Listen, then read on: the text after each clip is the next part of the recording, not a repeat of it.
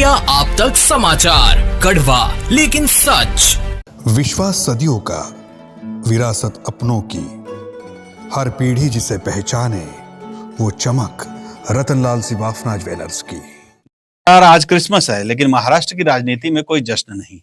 जलगांव में एक छोटी सी नगर निगम की 75 सीटों के लिए जो खेल चल रहा है वो छोटा नहीं है।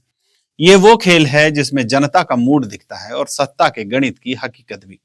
कुछ ही दिन पहले नगर परिषद और नगर पंचायत के चुनाव हुए, नतीजे आए।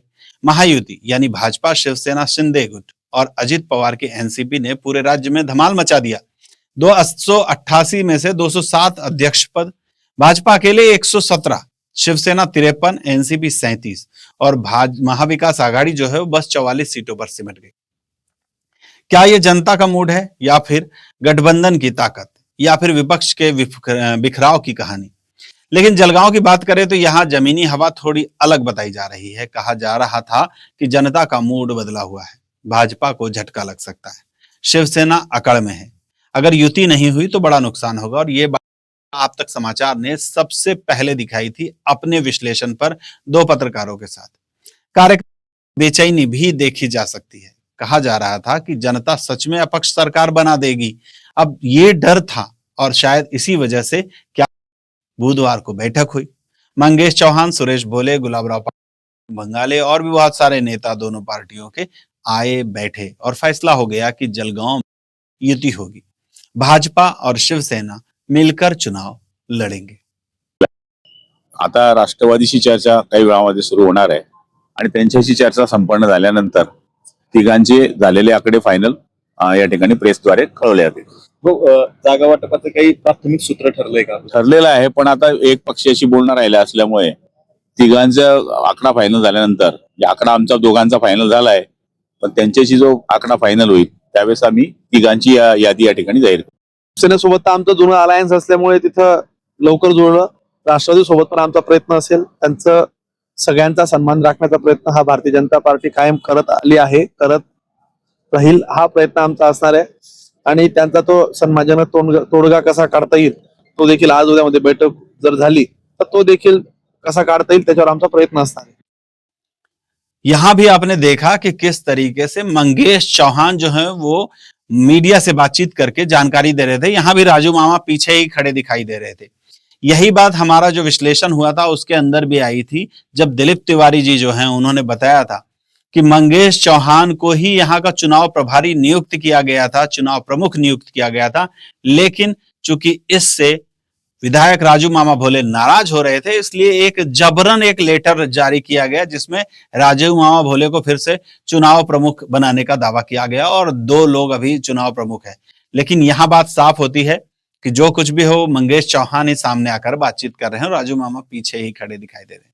ठीक है, अच्छी बात है। अब आते हैं फिर मामा की तरफ। अब जब गिरीश महाजन ने जलगांव जिले में से के भाजपा में से अपना ध्यान निकाल लिया, हटा दिया, तो फिर पार्टी ने क्या किया कि पार्टी ने मंगेश चौहान को यहाँ का प्रभारी कर दिया जलगांव महानगर पालिका के लिए। फिर मामा को जब ये समझा तो मामा ने थोड़ा बहुत पार्टी में नाराजी व्यक्त की। तो फिर पहली बार ऐसा हुआ कि कोई आमदार है शहर का और उसको भी निवडणूक प्रमुख का पत्र पार्टी को देना पड़ रहा है।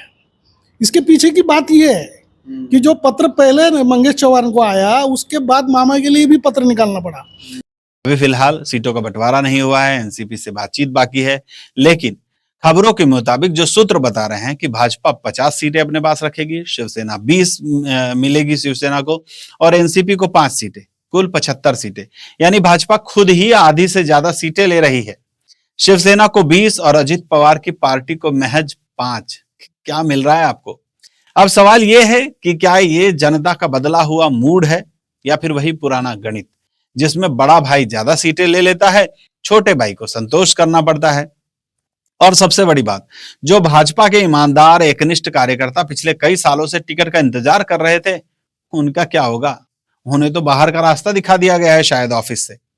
नाराजगी हो रही है और नाराजगी कहीं विपक्ष के खेमे में न चली जाए, ये डर सता रहा है और इसीलिए आखिरी वक्त तक पत्ते खोलने में सभी परहेज कर रहे हैं। दोस्तों, ये सिर्फ जलगांव की कहानी नहीं है, ये पूरे महाराष्ट्र की कहानी है। कहाँ है वो जनता का मूड जो बदला हुआ बताया जा रहा था? क्या वो मूड सिर्फ बातों में था या फिर सत्ता के गलियारों में भी वो मूड बदल जाता है जैसे मौसम? आप क्या सोचते हैं? क्या ये युति जनता के दबाव में हुई है या फिर पुरानी अकड़ और नए गणित का नतीजा है? हम इंतजार करेंगे, नतीजे आएंगे और फिर देखेंगे कि जनता सच में झटका देती है या फिर सिस्टम फिर से वही पुरानी किताबें खोल लेता है। नमस्कार, आपके साथ मैं था आनंद शर्मा, इंडिया अब तक समाचार से कड़वा लेकिन सच। जय हिंद। इंडिया आप तक समाचार, कड़वा लेकिन सच।